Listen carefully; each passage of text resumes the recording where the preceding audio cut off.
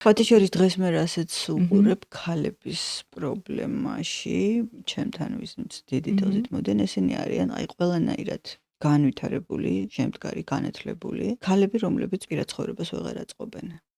პარტნიორულ ურთიერთობაზე არ ვთვლი, რომ პირადი ცხოვრება ეს მაინც ოჯახია.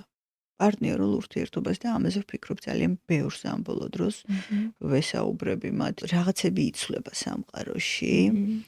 ანუ ჩვენ რაღაცა გაგებით გავიზარდეთ, როგორ უნდა იყოს ქალი, როგორ უნდა იყოს კაცი, მაგრამ ამავე დროს რეალობამ დაგვეყენა სხვა რამის წინაშე, რომ მივყევით ჩვენს განვითარებას და ეს ძალიან სწორია. მაგრამ სადღაც დარჩათ მაინც კაცის გარკვეული იდეალი. მამაკაციც მოხდა ეს ხვდები.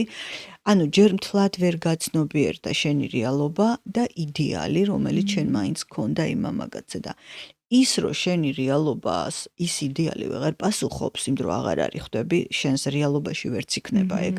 მგონია რომ ამან გამოიწვია ესაცილება მამაკაცებშიც და ქალებშიც, იმიტომ რომ მამაკაციც ესეა, თან უნდა ესეთი ძალიან განვითარებული, განათლებული, შემდგარი, დამოუკიდებელი ქალი, თან სადღაც აქ არქეტიპი იმ რაღაცა ფემინური, მორჩილი იმის ამის ხვდები და ამას პირიქით უნდა რომ თან ესეთი ტიპი იყოს, ძალიან კარგი, ძალიან გაგებული ძალის და თან უნდა რომ კიდე ეს მასკულანური მართველი. ეს აირია ხვდები და მგონია რომ ამ დალაგების პროცესში ვართ უბრალოდ რა და თუ ამ მოსავალ წერტილს ვიპოვით, იმიტომ რომ იქიდან რომ აი ემონტი დაანგრიე რა ეს წარმოდგენა რომ ესეთი უნდა იყოს კაცი ან ესეთი უნდა იყოს ქალი და უბრალოდ მიყევი პარტნიორულ ურთიერთობას და რაღაცა წერტილებს ნუ დასვავ რომ იქ უნდა მიმიყვანოს ან იქ უნდა მიმიყვანოს და უბრალოდ ერთმანეთის აი ამ გაზიარებით თუ გაგებით იქნებით, მგონია რომ ეს დაალაგებს რა.